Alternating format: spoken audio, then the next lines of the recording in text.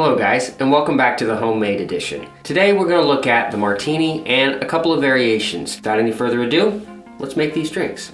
Okay, so we're going to start with the gin martini, which is the original. I've got 3 different kinds of gin here. I've got a London Dry, an American style, and I've also got an Irish rose gin. This one is going to be a little bit more juniper forward. This one is less heavy on the juniper, maybe has more citrusy notes. And then this is a little bit, how did Sarah describe it? A pretty taste to it. You could use any one of these, but the original would be a London Dry style, so that's what we're going to stick with today. Of course, we want to use a dry vermouth, and I have a couple of options here. These are both French. We have Dulin and Noilly Prat, or French pronunciation, Noilly Prat. Today we're going to try this one for the gin martini. Last but not least, and definitely almost always forgotten, some orange bitters, specifically Reagan's. There are other brands of orange bitters out there, but this is the gold standard. This is what's been used in the martini since its creation. But enough talk about ingredients. Let's actually get into the recipe and mix this up. So the first thing you need to know about actually mixing this up is that you want to mix it, not shake it. If you shake it, you'll add more water into the drink, and it's really easy to stir. So the orange bitters, 2 dashes into your glass. 1, 2. Now the vermouth here is fresh, as you can hear, and this is important. If you're going to do a recipe like this, you need to be using fresh vermouth because the vermouth's flavor will kind of change, become more bitter if you keep it longer than 6 weeks, and especially if you don't refrigerate. All right, so 1 ounce of our dry vermouth, and then 2 ounces of our Beefeater gin. Now, we're building it in this particular order of ingredients because we are starting with the smallest amount first and the least expensive first. So that way, if we make a mistake, we are throwing out the least expensive ingredients rather than the most expensive ingredients. Okay, we need some ice. Now I've made some nice clear ice here. I'm gonna start with a more fragile looking piece, and I'm going to crack that so that we get some small pieces of ice to add a little bit of dilution to the drink. If you guys are wondering how do you make clear ice at home, click the link in the pinned comment below. Okay, so we've got our ice. Now we're just gonna give this a stir for about 30 to 45 seconds.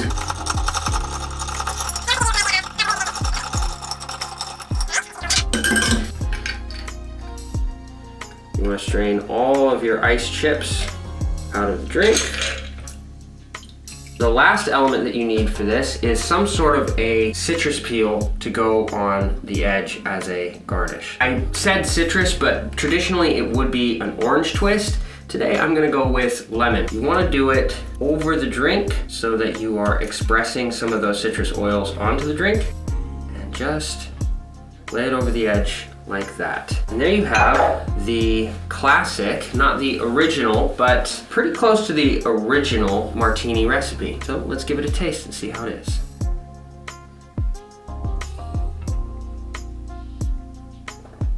So there's this butteriness from the vermouth that I think combines really nicely with the botanicals in the gin, and you get that little pop of lemon and orange playing off that as well. Okay, so the vodka martini is so popular nowadays that people think that that is actually just the standard martini. This was kind of invented in the 1950s, and it was originally called a kangaroo cocktail, not a martini, because it's only a 2-ingredient cocktail, just vodka and vermouth. I have a couple different kinds of vodka here. This is a grain vodka, and this is a potato vodka. Potato adds a really interesting extra thickness to the texture, not like syrupy, but kind of headed in that direction a little bit. And it has more flavor to it, and it's generally distilled to a lower proof than a grain vodka, so it's a much more interesting spirit. When I'm gonna make a vodka martini at home, I use a potato vodka. Even the best vodka has a less strong flavor profile compared to gin, so we're gonna change up our ratio a little bit. 3/4 ounce of our vermouth. Again, we're gonna do this in the mixing glass. We're not gonna shake this. I don't care what James Bond says, and yes, we are gonna come back to James Bond in a little bit, so hold that thought. And then we're gonna do 2¼ ounces, and this is giving us a 3-to-1 ratio of our vodka to vermouth, as opposed to the 2-to-1 ratio of our gin martini. And you want a 3-to-1 ratio with vodka because it's just not as strong of a flavor profile. Give this a nice stir. it would be traditional in a vodka martini to use an olive or a couple green olives to your taste as the garnish. I hate American green olives. I'm not gonna garnish this with something that's correct. I'm gonna garnish it with something I actually want in my drink. So what I'm using are homemade garlic dill green beans, or affectionately called dilly beans. Personally, I would take that any day over a normal canned olive. Let's give this a taste. Oh yeah, that is so refreshing. When you use a potato vodka like that, it doesn't have the same sharp edges that any kind of grain vodka is going to have. I think that the Dry Vermouth was a really good choice here. I think the Noilly Prat would be fine, but it's a little bit stronger, like I said, so I would recommend the Dolan for a vodka martini. All right, so we saved the most complicated and the most controversial and the most fun martini for last. We're gonna do the Vesper Martini. We're gonna change some things a little bit from the way James Bond orders it in Casino Royale, and I'll explain why, and it will make sense, trust me. Bond orders his martini, 3 measures of Gordon's, 1 measure of vodka, half a measure of Kina Lillet, shake it over ice and serve it with a thick lemon peel. The problem with that is a freaking enormous drink, and I have other stuff I need to do today. And then the second is that it's shaken. It's not James Bond who's wrong there, it's Ian Fleming, the guy who created James Bond. He doesn't know what he's talking about. It may have been really, really fun to have your spy character always say, shaken, not stirred. But there's no point in doing that. We're not mixing a simple syrup or something like that. So there's no point in violently shaking it together. There's no fruit juice. It will mix beautifully in a mixing glass. There's no point in bringing out the shaker tin. Finally, you can't get Kina Lillet anymore. Kina Lillet had quinine in it, but they stopped making it back in the 80s.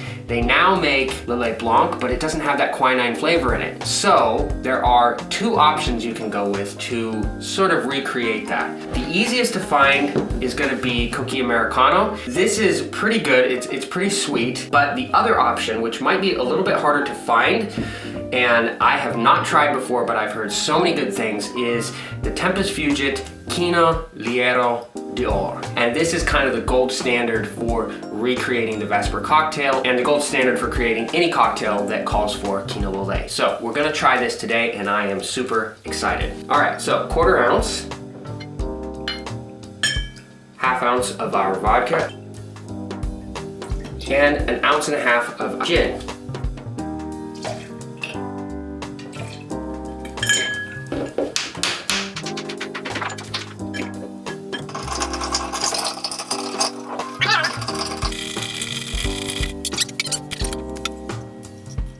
So there's a little bit less volume in this cocktail versus the other 2, but that's because we took a recipe that was almost double sized and cut it in half, so it's slightly less than the same size of 1 normal martini. Last thing we want to do is add our thick slice of lemon. Let's try this. Man, so I gotta say, I won't be making this with Cookie Americano anymore. I like the Kina Liero d'Or a little bit better. It's less sweet, and I think that's what I like about it. But let's compare these 3 now. The original, yeah, again with the Noilly Prat Vermouth, very buttery. It actually it really works with the strong juniper flavor in the Beefeater. I really like that. Going back to our vodka. Yeah, and that one, again, you taste that earthy, I don't even know how to describe the flavor that you get from the potato vodka. I think it's best described by saying go buy a nice bottle of potato vodka and taste it yourself. That is, wow, so different, but so delicious. So there you have it. We have 3 different, very different martini recipes. They all have something in common, but they all taste very different. You can take these recipes, you can tweak them by changing your ratios, by changing what specific ingredients you put into them, and make them your own. Let me know in the comments if you tried these, which one you liked better, which one you didn't really care for, and what kind of spirits you're using. If you guys want to see content like this before the rest of the world, follow the link to Patreon in the video description. My name is Luke Wallstead. This has been the Homemade Edition, and I will see you in the next video. Cheers.